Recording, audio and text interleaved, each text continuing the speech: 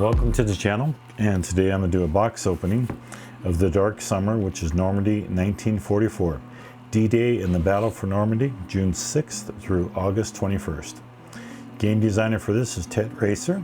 He also designed 1918-1919, Storm in the West, and it's from GMT Games, who also put out that same World War I game by Ted Racer. Comes in, it looks like an 1.5-inch box, which it is. And on the back, we have a map, your playing surface that you'll be using for the game. And interesting how this will compare to Normandy 1944. See how that game, because the map is a little bit different. It cuts off Cherbourg up here.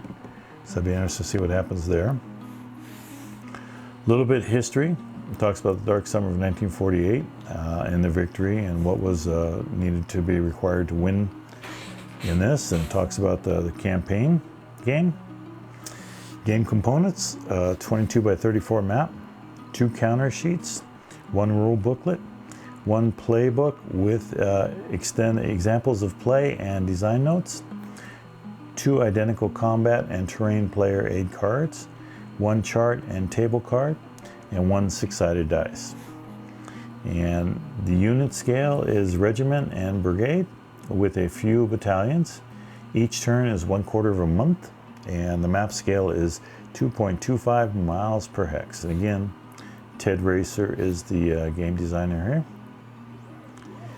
Have some examples of the playing pieces here. That's a pretty large number piece there. Same right here. 1 to 2 players, 4 hours of time to play.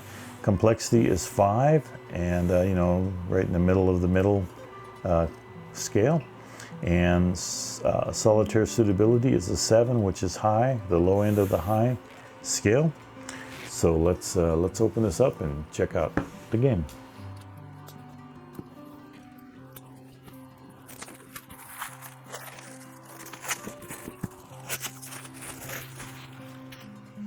All right, so we've got the wrapping off. Let's open this up.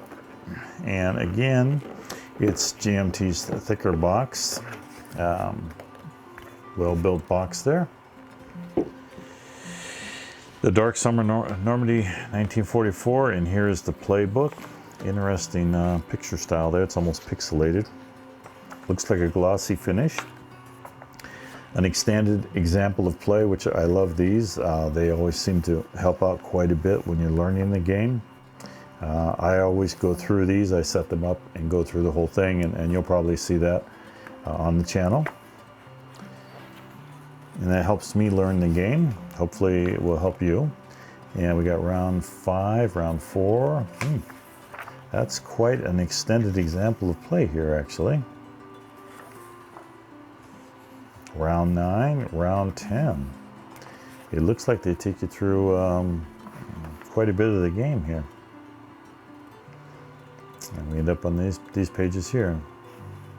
After German move and after German move. So then we have a couple pages of designer notes on the game.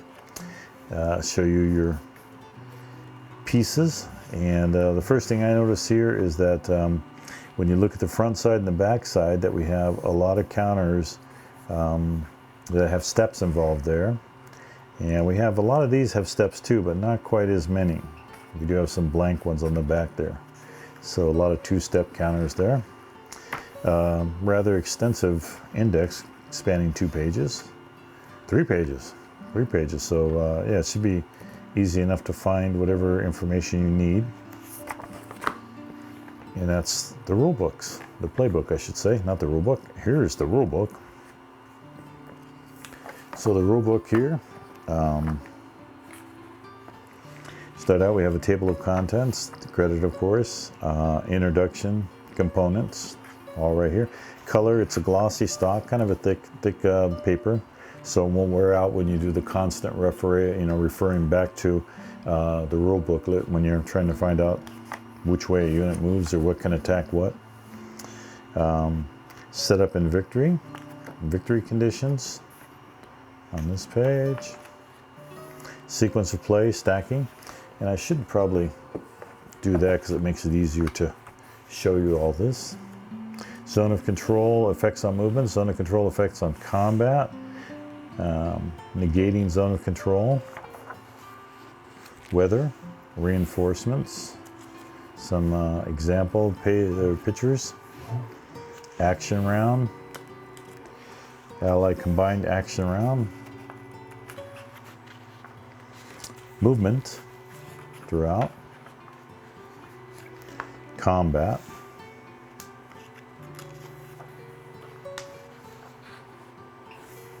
Combat takes up a couple pages. Combat support markers. Looks like we have aircraft and naval. Tank destroyers and some artillery. Supplies. Out of supply. Attrition. Ally operation. So this particular rulebook goes the entire length of the rulebook. So we're actually looking at 23 pages of rules on this game here. And we got D-Day reminders and general rule reminders. So I guess you keep that page open while you're playing the game to remind you of anything that's coming up. Next thing we have are the player aid cards, and these are identical. So there's two of them here. Combat result table, weather effects on movement in combat. Cherbourg combat table. So as I understand it, Cherbourg is sort of worked abstractly in this game as compared to Normandy 44, where you actually go up there and take over sections. But I don't know. I haven't played this game yet, so it'll be fun to compare the two once I do start playing it. Terrain effects chart right here. And so these are the player aids. Like I said, two of them identical. Then we have a single player aid card. This is player aid number 2 card. Action chai availability. Sequence of play. Or chit, I should say. Playability. Replacement table. Rebuilding unit table. General rule reminders. So this, I think, is the same thing that was on the back of the rule book. Allies supply and death victories. German supply and death victories. Ally victory table and German victory table. So it looks like you get victory points for certain things that you do in the game, along the game. So maybe that's why this is just a single. But it seems like you'd be flipping this back and forth quite often. Well, sequence of play is on the rule book, but yeah, I would think that you'd be flipping this back and forth. So this might be worth making a copy just to have one on the other side, but that's your player aid card number 2. Next we have our counter sheets. And these counters are almost 5/8, not quite. It would be 9/16. So these are 9/16 counters. And so we have open beach there, control flags, U.S. exit. Looks like we have English here and Americans here. Maybe these are Canadians, I'm not sure. And the back side. And like I said, this particular one has a lot of 2-step units. Let's see, do we have any REM units here? I don't see any offhand. So yeah, at least 2-step units, a lot of 2-step units here for the Americans, or the Allies, I should say. And then we have the German players' pieces, control, different game turn markers. And these look like fortified positions here, probably at the beachheads at time of invasion. The backside. And although we don't have, we do have some blank ones. A lot of them are 2-step units too, so not a lot go down. So anyway, that's the counters.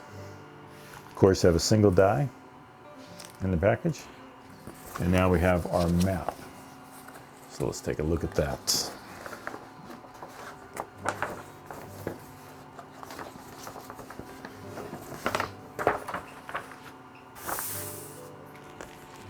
So there's the DarkSummer map. We have the terrain over here. We have action round track, turn record track, victory point track, and current weather track. And we have a lot of bocage areas. I'm assuming that's bocage, yeah. areas, cities, roads, and the thicker roads, I'm sure the main ones are the ones that sort of look more maroon color, and these are more of a gray color. I'm sure those are secondary roads. We have our waves, our first and second and third waves coming in for the invasion points here. Cherbourg is off the map here, so I guess you have to exit off and then you do battle separately. So it's going to be interesting to see how that particular aspect of this battle plays out on this game. And then we have eastern exit boxes here for the Allies and Germans, and looks like we have eastern exits and southern exits and entrances. And of course we have up here C, these are the exits for Cherbourg. So yeah, the map is nice looking. It's single-sided, so we only have the one side to worry about. A thicker map, so it should hold up pretty good. Once you get any plexiglass, everything should last for quite some time, hopefully. But yeah, that's your map, and it looks like we have fortified positions up here. I'll start there. I was just trying to see if I could find any air units that would be dropping in, paratroopers, but I don't see anything that at least marks the square. It doesn't have, but they'll probably have units that automatically just, you know, are there. So that's the map of the DarkSummer. So DarkSummer has a nice little spacer there, you know, where your dice can go in the center, but you can also, once you get the pieces knocked out, you're going to have these in counter trays, so they're going to have some space below, so that should work out well. And we'll player aid cards, the map, the rules of play, and the playbook.